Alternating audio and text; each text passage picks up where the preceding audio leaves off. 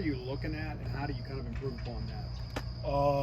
Honestly, just as a secondary, we're just kind of trying to look at, what happened and like what can we improve it, of course. But honestly, we're just kind of looking in the mirror, just making sure that we got a clear understanding on our jobs and certain calls, and making sure that everybody's on one string out there. Because as we saw on Saturday, if one person's out of place or as multiple people are out of place, then stuff like that can happen. So we're just trying to make sure that we're all on one string out there, and that we all know our assignment when we get out there.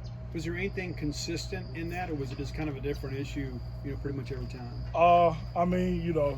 Different calls and stuff like that. So I wouldn't say it's the same exact issue, but just not being focused on a certain play, and against a good team like Bama who has explosive weapons like that, you make a mistake, it's pretty much a touchdown. So, and I think that's what we saw on Saturday.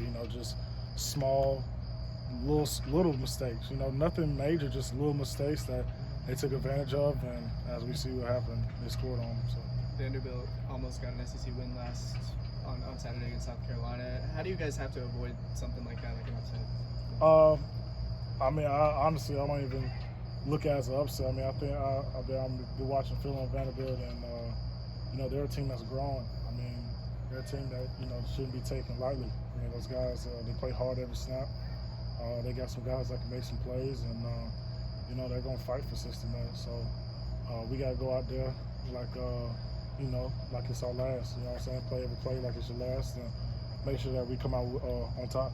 A team that hasn't won a conference game since 2019. Do you think they're extra motivated to change that? Oh, yeah, for sure. I think we all remember last year where they almost beat us here in Starville. So if I was on Vanderbilt's team, I would be telling my team, we can beat these guys. We showed we went to their house and put up a big fight against them. So, there's no reason why they couldn't do the same exact thing or do better and win the ball game this Saturday. So we got to show up and play our game. What's this weekend like for your family? Your brother played at Vanderbilt. What's that mood been like? Have you got any messages from him? Nah, me and my brother, we do our usual talking about what am I seeing on film, little mistakes I've been making, kind of coaching me up and stuff like that, making sure I'm on my P's and Q's. But no family rivalry type stuff, and no jawing back and forth on who's better, and none of that type of stuff. You guys always in coaches talk about the 24-hour rule. You flush it, win or lose. Is that easier to do when getting beat like you did Saturday? Is that easier to just flush and try to focus on what's left on the table? When we know we're better than what we put out on the table on Saturday, especially 49 points, especially for me speaking on behalf of the defense. Bama's a great offense. They got explosive weapons, but I think every single one in this program and everybody on this defense knows that we're better than what we put on the table.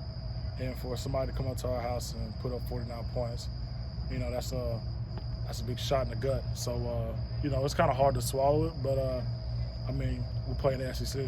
If you're dwelling on the next game going into the next week, you're gonna get beat again. And with this league and with how college football is today, there's one-loss teams that aren't in the top 5. So it's one of those.